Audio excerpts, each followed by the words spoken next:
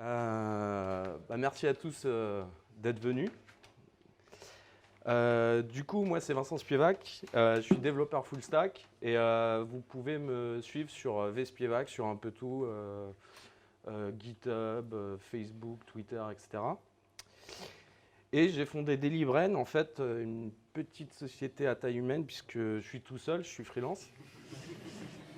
Et du coup, j'adore la programmation fonctionnelle. Par contre, là, ce que je vais dire n'engage que moi et pas ma société. Euh, En fait, je me suis jamais senti faire partie de la communauté, malheureusement, parce que ça fait, je crois, 3 ans que j'ai fait que du Scala. Mais honnêtement, je ne sais pas ce que c'est une monade. Donc, et on en parle tout le temps, en fait. Je veux dire, même sur Twitter, il y a des gens qui font des blagues dessus. Et du coup, je me suis dit, mais non, mais je suis peut-être parano et toutes ces histoires de monades, c'est plus, c'est plus à l'ordre du jour en 2018. Et je vais voir, du coup, je regarde sur Scala.io, l'année dernière, il y a eu un talk d'1 heure en fait sur les monades en fait. Et le pire, le mec s'appelle Spievac comme moi. Alors, ceux qui ne connaissent pas, c'est Daniel Spievac, il est CTO de Slam Data. Et moi, je me suis dit, non, mais Slam Data, ça doit être un petit truc. En fait, juste Slam Data, si vous ne savez pas, l'ancien CTO de Slam Data, c'est juste John Degoose, tu vois. Le mec a créé Scalasi, quoi. Donc du coup, moi je suis comme vous. Moi à la base, j'ai fait de l'informatique pour rebrancher les imprimantes de la famille à Noël. Et donc j'ai décidé qu'à partir de maintenant, je vais laisser mon frère Daniel Spievac enfin mon bro, pardon, parler des monades. Et moi j'ai mieux à vous proposer. Moi je vais vous proposer 1 million de dollars. Enfin 1 million d'euros ou de dollars, c'est comme vous voulez. Alors c'est pas exactement 1 million, je vais être honnête, c'est 1,3 million en un an en fait. Mais je trouvais ça mieux de dire 1 million. Voilà. Et donc on va parler de blackjack et un peu de programmation fonctionnelle. Alors par contre c'est à but pédagogique, hein, n'essayez pas chez vous, enfin si justement chez vous, mais pas dans le casino ou alors pas avec votre argent. Et alors au blackjack on a besoin d'un jeu de cartes standard. Donc on va commencer par un trait. Donc un trait c'est un peu comme une interface. Donc j'ai mon trait suit. Et en fait on va créer des case objects associés, des pique, cœur, trèfle, carreau. Voilà. Et comme on est en Scala, c'est plus le Moyen-Âge, je peux utiliser les codes du TF8. De toute façon, le talk n'était pas sérieux, vous aviez compris. Et en fait, je vais sceller après mon trait. Donc en fait, plus personne ne peut étendre le trait suit, sauf dans ce fichier en fait. Donc c'est la magie de Scala, tu vois. Tu as autoban tes collègues. Voilà. Alors pour les rangs, j'ai fait la même chose quasiment. J'ai fait les case objects avec des valeurs de 2 à 9 qui prennent les valeurs au blackjack de 2 à 9. 10 valets reine roi, en fait c'est ce qu'on appelle des bûches, donc ça vaut 10. Et en fait là, il vaut 1 ou 11. Et comme je ne savais pas comment faire, j'ai mis 11 et je me suis dit on verra après. Et les backticks, c'est parce qu'en fait, on ne peut pas en Java, je crois, nommer une classe par un chiffre. Mais le mieux, c'est d'en parler à Rémi Forax, il sera mieux.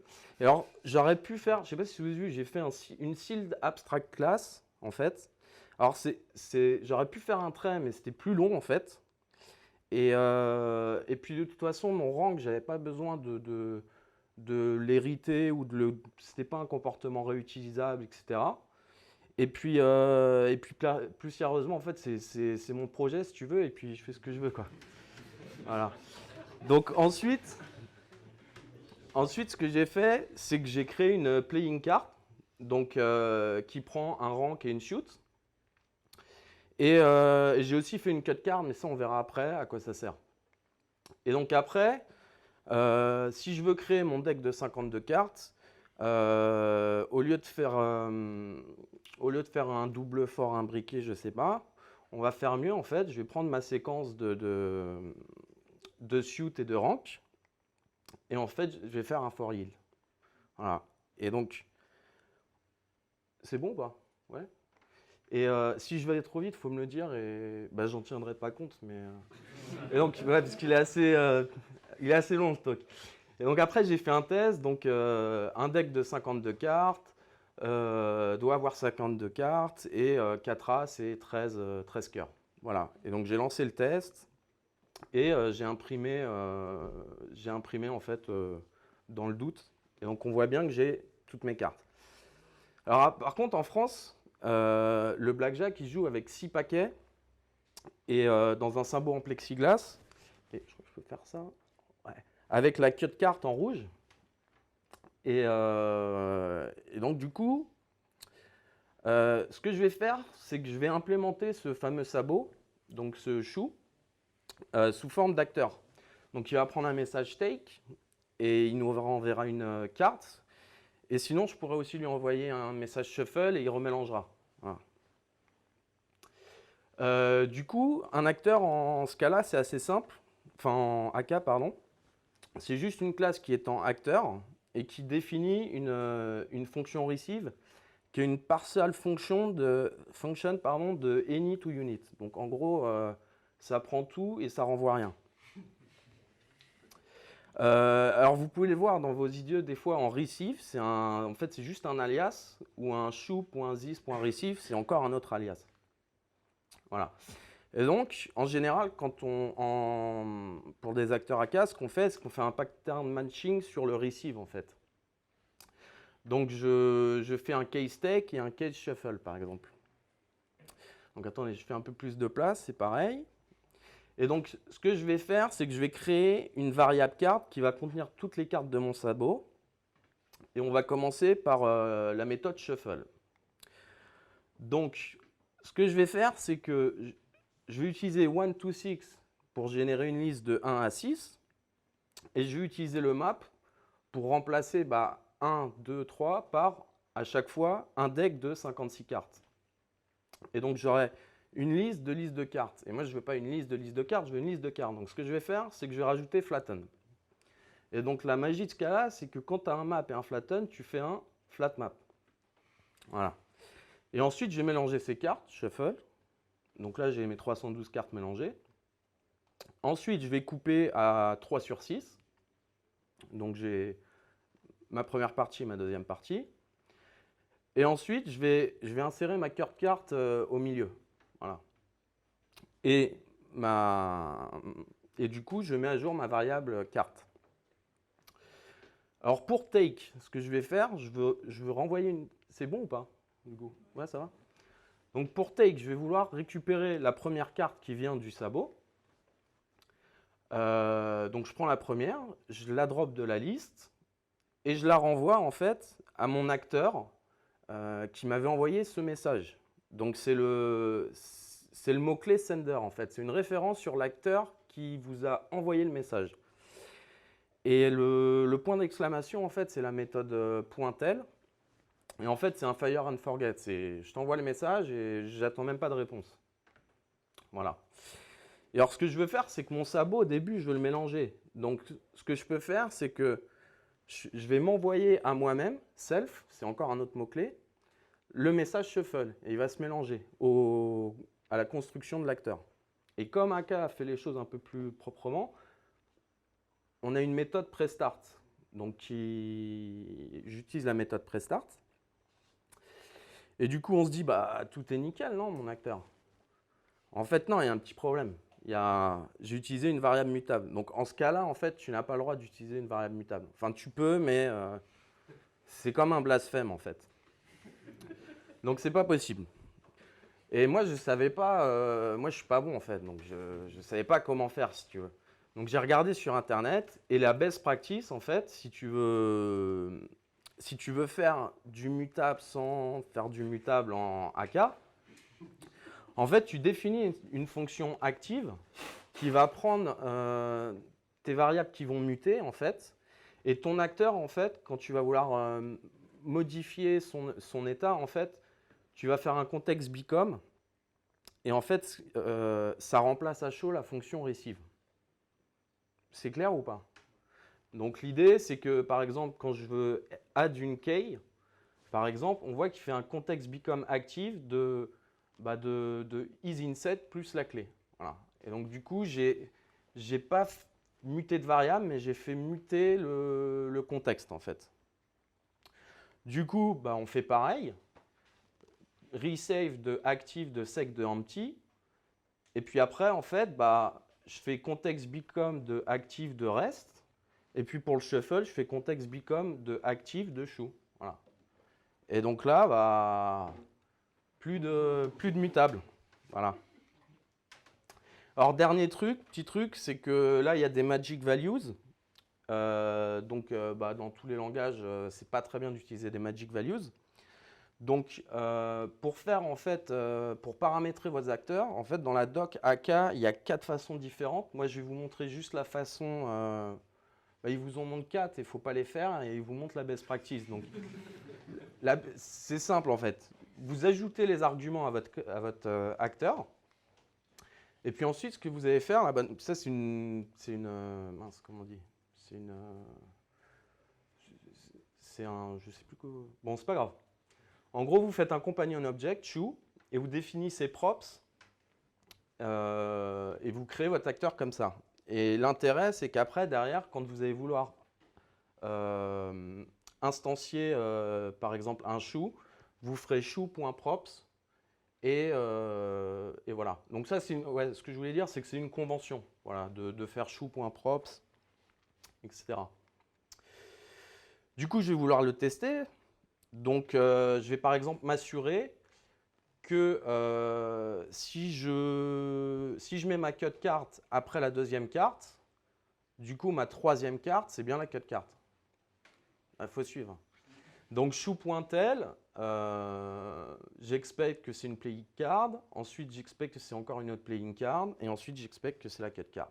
Et donc, je lance mon test et ça marche. Voilà. Du coup, alors au blackjack, il y a différents types de mains. Il y a le blackjack qui est un as composé d'une bûche, donc c'est-à-dire 10, valet, reine, roi. On a aussi les paires, donc c'est 2 cartes de la même valeur. On a aussi les hard end, on appelle ça les mains dures en français. Donc c'est une carte, c'est soit une main qui est composée de cartes sans as, ou alors c'est une main où tu as un as, mais l'as ne peut prendre que la valeur 1. Je m'explique. Là, j'ai 10 et 6, ça fait 16. Si je rajoute l'as et qui prend la valeur 11, j'arrive à 27, c'est au-dessus de 21. Donc l'as ne peut prendre que la valeur 1. OK? Et donc les soft end, ça va être toutes les mains souples, toutes les mains où l'as peut prendre soit la valeur 1, soit 11. Donc par exemple, ici, j'ai 3 ou 13. 4 ou 14, 5 ou 15. Voilà. Donc ce que je vais faire, c'est que je vais le modéliser en ce cas-là. Donc je recommence, il est abstract class de nKind. Et je dis mon blackjack, c'est une main qui vaut 21. Ma soft end, je définis une soft end, une hard end. Et pour la paire, malheureusement, je ne savais pas comment faire parce que, normalement, je voulais modéliser par exemple une paire de 6 ou une paire de 8. Par contre, pour la valeur, le problème c'est que sur une paire d'as, en fait, ça vaut 11. Puisque j'ai un as qui vaut 11 et le deuxième as, il peut prendre que la valeur 1. Sinon, 2 fois 11, ça fait 22 et ça saute. Donc j'ai fait comme ça, c'est pas très propre, mais bon. Et donc du coup, idéalement, ce que j'aimerais, c'est que je me crée une liste de mains, en fait, une liste de playing cards, et j'aimerais bien pouvoir faire .kind, en fait. Et donc le problème, c'est que sec, c'est pas ma classe, c'est la classe fournie par Scala. Et donc en Scala, il y a un truc qui est bien, c'est les implicites. Ça vous permet notamment de rajouter des méthodes sur des classes dont vous n'avez pas la maîtrise, en fait. Donc ce que je vais faire, je vais créer mon objet implicite. Et je l'ai nommé Sec of Playing Card Improvement. Et il prend en paramètre justement le type que je vais enrichir. Donc ma séquence de Playing Card. La séquence, juste pour préciser, c'est une liste, c'est l'équivalent de la liste en Java. Et la liste en ce cas-là, c'est l'équivalent de la linked list en Java, je crois. Ils ont fait ça pour nous troller, je pense. Et du coup, je veux rajouter devKind et je veux que ça me renvoie ma fameuse nKind.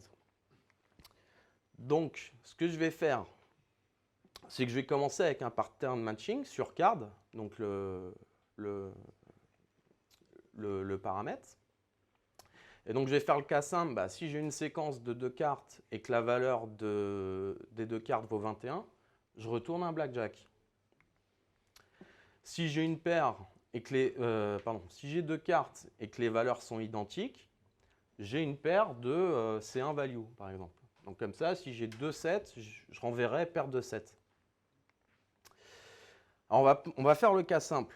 Le cas facile, c'est j'ai une hard end qui n'a pas d'as. Enfin, j'ai une main qui n'a pas d'as. Donc ce n'est pas un blackjack, ce n'est pas une paire, c'est quelque chose. Donc je fais case underscore, c'est dans tous les cas, s'il n'existe pas d'as, je fais la somme des valeurs, donc là facile, card, map, de .value.sum à la fin, et je renvoie hard end de sum of value. Donc si j'ai un 10 et un 6, je dirais j'ai une main dure 16. Maintenant le cas qui pique un peu. Donc l'idée, c'est que j'ai potentiellement une main souple ou une main dure, ça dépend. Donc ce que je vais faire, je vais commencer par compter le nombre d'as.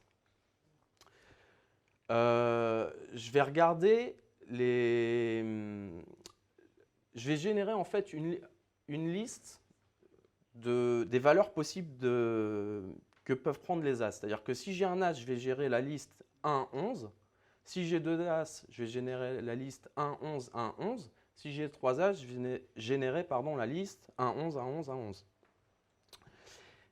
Et ensuite, je vais calculer la combinaison, tous les arrangements possibles de ces as via la méthode .combination qui est dispo sur sec.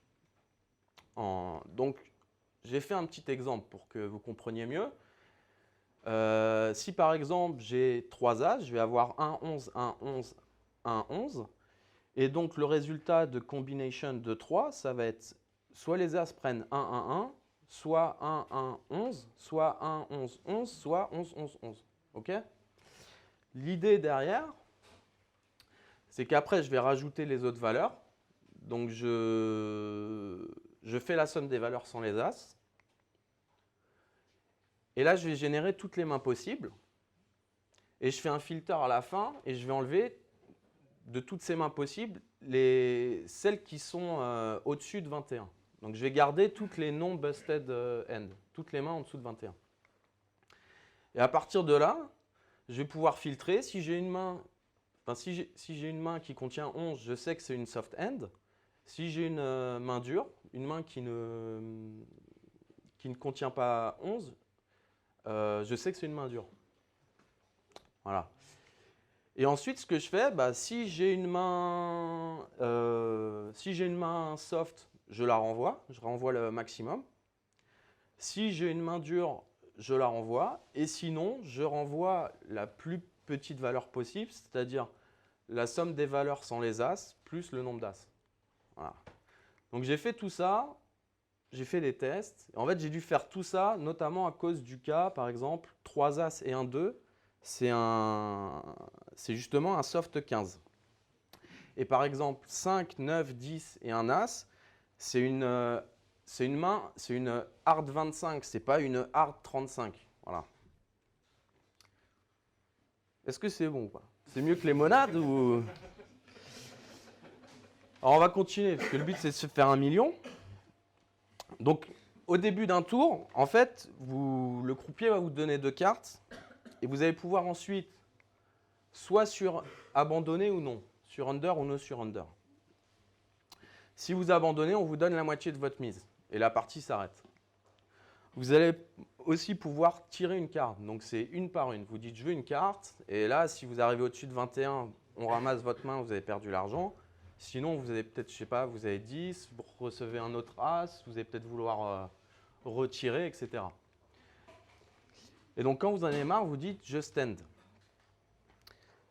il y a encore autre chose. Vous pouvez aussi séparer les paires. C'est-à-dire, si on vous donne 2, 6, vous pouvez les séparer. Donc, vous rajoutez une mise et vous séparez en 2 jeux. Et vous pouvez aussi doubler. Donc, pour doubler, en fait, c'est comme vous rajoutez une mise et on vous donne une seule carte. Et donc, l'idée, c'est que si, par exemple, vous avez un 11 contre 6, vous dites, tiens, j'ai peut-être l'avantage. Du coup, je vais doubler. Je vais recevoir qu'une carte. Mais par contre, si je gagne, comme j'aurais rajouté une mise, je vais gagner plus, en fait. Voilà, c'est ça l'idée. Donc, je suis peut-être allé un peu vite, mais on n'a pas besoin finalement de connaître les règles pour gagner au blackjack. Il suffit juste d'apprendre la stratégie de base. Donc, là, vous avez en fait les 331 décisions possibles. En fait, il faut le voir, sinon, comme 28 lignes et 3 colonnes. Donc, en une semaine, ça s'apprend. L'idée, c'est par exemple, si vous avez par exemple 14 et que la banque a un as, vous allez devoir abandonner sur under. Par exemple, si vous avez une paire de 4 contre 5 et 6, vous allez voir partager. Voilà. Il y a aussi un truc sympa, c'est que là, vous avez soft 18, donc vous avez 8-18. Donc ce qui est marrant, c'est que vous allez devoir doubler contre un 6. Et par contre, tirer contre un as, 10 ou 9 par exemple. Donc là, en général, c'est là qu'on vous insulte à la table, qu'on vous prend pour un fou. Mais bon, vous avez les statistiques de votre côté. Juste dernier truc par contre, ça c'est la stratégie de base qui est propre à la partie que j'ai implémentée. C'est-à-dire c'est la meilleure décision possible statistiquement sur cette partie-là. Donc par exemple, John, à Las Vegas, il ne faut pas utiliser cette stratégie de base. Ce n'est pas du tout la même chose, parce que les règles sont différentes. Alors l'idée, pour implémenter la stratégie de base, on va faire du pattern matching. Donc c'est assez facile. Je suis allé super vite, je crois. C'est pas grave. Donc pour les abandons, typiquement, ce que je vais faire, c'est que je vais faire... contre un 9, si j'ai un 16, j'abandonne. Si j'ai une hard end de 10 contre 14, 15, 16, je sur under, etc. Contre les as. Et à la fin, dans tous les autres cas, je continue la partie. Alors pour doubler, ce que je vais faire, en fait, pour doubler, c'est que je vais renvoyer une option de action. C'est-à-dire que dans les cas où j'ai une séquence de cartes supérieure à 2, je n'ai pas le droit de doubler. Donc je renvoie non. Et puis dans les cas où je peux doubler, je vais renvoyer un somme de double down. Donc pour 11, 10 et 9 enfin 11 à 10 jusqu'à 9, 9 jusqu'à 3, 4, 5, 6. Les paires de 5 qui sont finalement considérées comme des 10. Et toutes les mains soft. Voilà. Et après, ce que je vais faire, c'est que je vais faire pareil, split or not. Donc c'est à peu près la même chose. Je fais mon pattern matching, je renvoie somme de soit je split et je renvoie un somme de split, soit je renvoie none. J'ai rajouté can split en fait, qui est un paramètre optionnel. L'idée c'est que en fait vous pouvez partager jusqu'à 3 mois. Donc plus tard, à un moment, dans mes décisions, je vais vouloir préciser si j'ai le droit de splitter ou non, ne serait-ce parce que j'ai trop splitté ou pas. Voilà. Et donc ensuite, je vais faire les hits. Donc les hit or stand, c'est toujours pareil. Donc c'est pattern matching. J'ai mis tous les cas où je stand. Et puis à la fin, j'ai mis le cas, dans tous les autres cas, je tire. Voilà. Et donc la magie des options, en fait, c'est qu'on va pouvoir composer la stratégie en faisant simplement ça. On va faire je split ou non. Sinon, je vais peut-être doubler. Et si je n'ai pas splitté ou doublé, je vais tirer ou rester. Et l'intérêt de tout ça, en fait, c'est que, bon, on ne l'a peut-être pas vu dans le tableau facilement, mais c'est que par exemple, je vais vous montrer. L'idée, c'est que par exemple, exemple simple. Imaginons que normalement, une paire de 4 contre un 6, je suis obligé de la partager. Mais si je ne peux pas la partager, parce que je n'ai plus le droit de la partager, qu'est-ce que je fais? En fait, je vais devoir considérer que c'est un 8 ici, et je vais devoir tirer. Et donc, je reviens. Et donc, en faisant ce fameux split or not, or else, get or else, avec les options, en fait, je vais pouvoir switcher de stratégie en fonction des cas. Voilà. Du coup, j'ai fait des tests. Donc, notamment, je dois pouvoir, les cas un peu tordus, je dois arrêter à paire de 6 si je ne peux pas splitter, puisque j'ai 12, etc., etc. Alors, une fois qu'on a la stratégie de base, après, ça va être plutôt trivial. On va essayer d'implémenter notre acteur. Et donc, l'idée, c'est qu'il va recevoir, le croupier lui demandera, il lui dira play pour commencer un tour. Il lui demandera ask surrender et il lui renverra si surrender ou non. Il demandera ask decision, du coup, pour savoir s'il split, s'il double, etc. Et j'ai rajouté le message take bet ou give bet, c'est quand le croupier voudra payer ou prendre l'argent, etc. Et donc, du coup, l'implémentation, elle est assez facile. Donc, ce que je fais, c'est que je vais variabiliser mon joueur. Je vais vouloir qu'il mise une certaine somme. Et un max round, ça va être combien de jeux il va faire avant de s'arrêter. Voilà.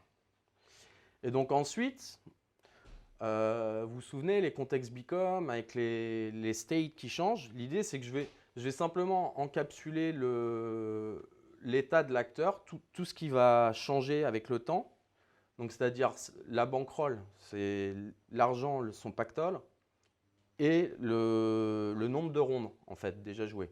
Donc, je l'encapsule dans une case class qui sera player state. Comme ça, mon context become, au lieu de passer plein de paramètres, je passe juste la case class. Alors, le player, du coup, c'est assez facile. Je définis mon acteur, j'ajoute le trait acteur login. Et en fait, ce qui va se passer, c'est qu'au démarrage, je vais l'initialiser à player state 0, 0. Je n'ai pas d'argent au début et j'ai fait aucune ronde. Et ensuite, on fait un gros pattern matching sur tous les messages. Donc, par exemple, pour give bet, super facile, je fais context become de mon état que je copie et je rajoute l'amount où je le retire. Pour ask decision, ou surrender, de toute façon, c'est assez facile. J'ai déjà implémenté la stratégie de base. Donc, surrender, je demande si je surrender, enfin, j'appelle la fonction. Et puis, je vais dire à mon dealer, à mon croupier, je vais lui retourner mon action, si je veux vouloir surrender, splitter, etc. Et le cas de play, en fait, ce que je vais faire, c'est que si j'ai fait assez de rondes, je vais éteindre le système d'acteurs AK. Et sinon, je vais loguer le nombre de rondes. Je vais mettre à jour le state en recréant un nouveau state et en updatant avec context become. Et je vais envoyer le message au croupier. Je vais lui envoyer un message mise. Et il va commencer à jouer. Alors là, je suis allé vite, mais normalement, je ne suis pas censé avoir le temps de vous expliquer comment on implémente le croupier. Mais le croupier, c'est c'est tout ce que vous avez vu. C'est juste, il va juste gérer s'il a gagné ou non, etc. Donc tout le code est disponible sur GitHub. Vous pouvez le check-outer, lancer les tests, faire des simulations. Donc si vous faites un SBT run, ce qui va se passer, c'est que je vais lancer le système d'acteurs. Il va jouer pendant X mains. Et à la fin, en fait, mon fameux log, j'ai pas le slide. En fait, le log, ça va permettre d'afficher les résultats. Je vais vous montrer. Donc, par défaut, si vous check-outez, j'ai paramétré pour qu'il mise à chaque coup 1000 €. Donc ça peut paraître beaucoup si vous n'êtes pas freelance. Et il va jouer pendant 150 rondes fois 2000 heures. Donc 150 rondes, c'est à peu près ce que vous êtes censé faire si vous êtes en tête-à-tête contre le croupier. Fois 2000 heures, c'est l'équivalent, en gros, ça fait 300 000. C'est l'équivalent de ce que vous pouvez faire en un an si vous jouez full-time, si vous êtes pro. Et donc je crée mes acteurs et je vais lancer la simulation. Et il va faire il va jouer et puis il va s'arrêter au bout de 300 000 rondes, pardon. Et alors pour afficher les résultats, du coup, je prends mon fichier log et puis après, bah, tout simplement du D3JS. J'ai dû faire du JS, je m'en excuse.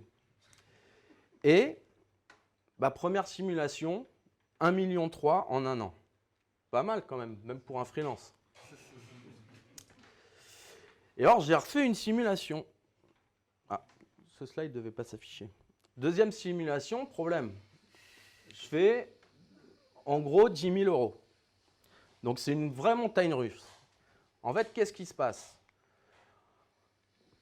En fait, avec la règle que j'ai implémentée, notre stratégie de base, on a 0,11% d'avantage. Donc, c'est très peu. Il y a énormément de variance, mais si on joue assez longtemps, les statistiques vont nous donner toujours raison. Si je joue par exemple 10 ans, je serai sûr d'être gagnant. Alors peut-être d'un peu, peut-être de beaucoup, mais je serai toujours gagnant. Donc pour vous expliquer, statistiquement, c'est facile. Imaginez que vous jouez à pile ou face. Vous pouvez avoir de la chance ou de la malchance et avoir pile 10 fois de suite. Par contre, si vous faites 3 millions de fois pile ou face, vous n'aurez jamais 3 millions de fois pile. Ce n'est pas possible de suite. Voilà. C'est la théorie des grands nombres. Donc maintenant, vous dites, non, mais j'ai peut-être pas 10 ans à attendre. Et ce qui serait bien, c'est de justement augmenter cet avantage. D'être à 0,11, de le passer à 2, voire 3%, voire même peut-être 5%. Et donc comme ça, vous avez plus d'avantages, beaucoup moins de variance. Et donc, vous avez moins de swing de montagne russe. Donc, est-ce qu'on peut faire ça? Bien évidemment que oui. Donc ça, je pense que j'en parlerai à mon prochain talk. Et je vous remercie. Et je conclurai par Daniel, c'est maintenant ton tour. It's your move. Et je vais prendre les questions. Voilà.